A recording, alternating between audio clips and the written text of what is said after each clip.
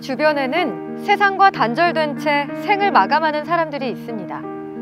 지금 이 순간에도 누군가는 아무도 모르는 쓸쓸한 죽음을 맞이할 것입니다.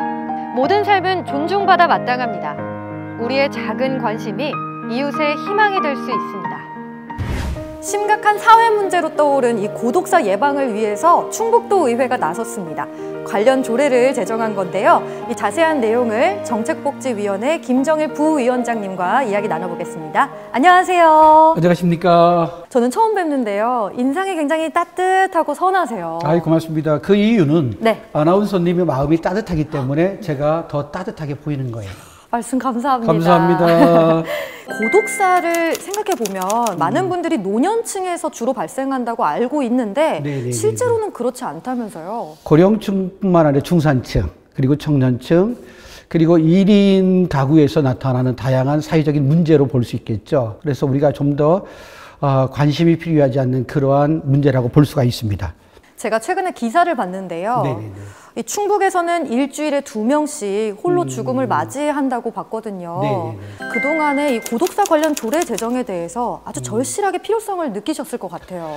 그렇습니다. 사회 문제는 다양한 문제가 야기되는 부분인데 그 중에 하나가 고독사 문제로 제가 관심을 갖고 있는데, 이 고독사 문제가 확산되면서부터 지난해 4월이죠. 고독사 예방 및 관리에 관한 법률이 제정됐습니다. 우리 지역만의 역할을 규정하고 중요성을 제가 깨닫게 됐죠. 그러다 보니까 이번에 충청북도 사회적 고립 가구 안전망 하축 및 고독사 예방에 관한 조례를 제정하게 됐는데, 결국은 이 조례가 도민의 삶의 질을 향상할 수 있는 그러한 조례가 아닌가 그렇게 생각을 합니다. 홀로 사시거나 또 고독사 위험이 있는 분들한테 이 조례가 작은 희망이 될 것 같은데요. 구체적으로 어떤 도움을 주게 되나요? 먼저 도지사의 책무로 규정하고 있습니다. 사회적인 고독사의 어떤 조기 발견, 그리고 예방, 그리고 심리 및 상담, 더 나아가서 안부 확인까지도 도민들에게 참으로 의미 있는 뜻깊은 그러한 조례라고 생각을 합니다.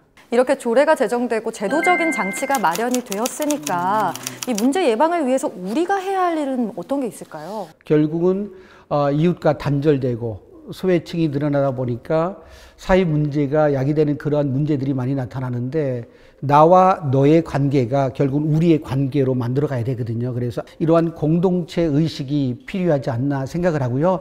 공동체 의식이 결국 뭐냐면 관심입니다. 관심, 이웃에 대한 관심, 그리고 가족에 대한 관심, 직장에 대한 관심이 더 확산됐으면 좋겠습니다.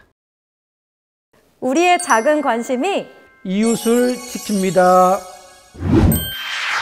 과장님! 또 과장님이 곶감 좋아한다고 하셔가지고 제가 좀 넣었어요. 그리고 거기 있는 리본 달린 상자 있잖아요. 아주 조금 넣었거든요. 제가 그 계약 있잖아요. 저 중요하다고 한 거. 그저 잘 좀 부탁드릴게요. 조금밖에 안 넣었어요. 네네. 동작 그만! 지금 그것은 청탁 안 됩니다. 예로부터 청렴은 공직자의 기본 덕목이었죠. 특히 교육 현장에서는 그 어느 곳보다 높은 청렴도와 도덕성이 요구되는데요. 이 청렴한 충북 교육의 정착을 위해서 조례가 제정이 됐습니다. 자세한 내용을 교육위원회 이정범 부위원장님과 나눠보겠습니다. 안녕하세요. 네, 안녕하세요. 교육위원회 부위원장 이정범입니다. 청렴에 대해서 이야기를 나누려고 하다 보니까 의원님께서 굉장히 정갈하시고 깔끔하시고 정말 청렴의 아이콘 같은 이미지세요. 그런가요? 네. 그렇게 봐주셔서 감사합니다. 오늘 잘 부탁드립니다. 네. 자, 본론으로 들어가서요. 충청북도 교육청 청렴도민감사관 운영 조례가 제정이 됐는데요. 이 청렴도민감사관은 어떤 일을 하는 분들인가요? 그 교육행정의 투명성을 높이기 위해서 전문 지식을 가진 민간인들이 도민감사관으로 참여를 해서 교육행정의 투명성을 높이려고 하는 취지를 가지고 있습니다.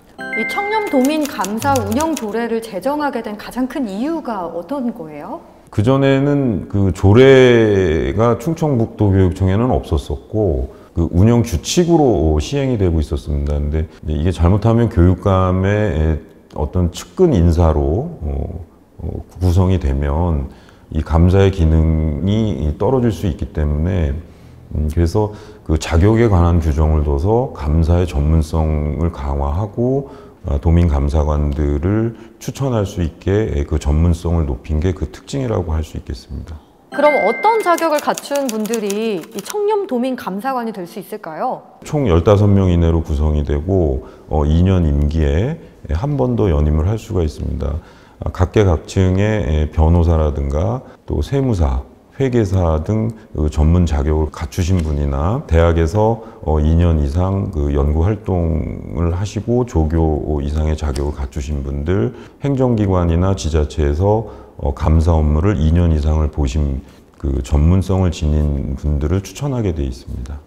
그럼 그 이전에도 감사 업무는 계속 좀 진행이 됐을 텐데 이 조례가 시행이 되면 가장 큰 변화는 어떤 게 있을까요? 그 감사관들의 전문성을 가지고 갈 수 있기 때문에 업무의 투명성 확보 이런 것들을 기대할 수가 있고 또 독단적으로 행해질 수 있는 일들이 이 감사관들을 통해서 상당 부분 제어할 수 있는 그런 기능을 갖고 가기 때문에 충북 교육 실현을 훨씬 더 앞당길 수 있을 거라고 생각을 하고 있습니다. 깨끗하게 맑게 청렴하게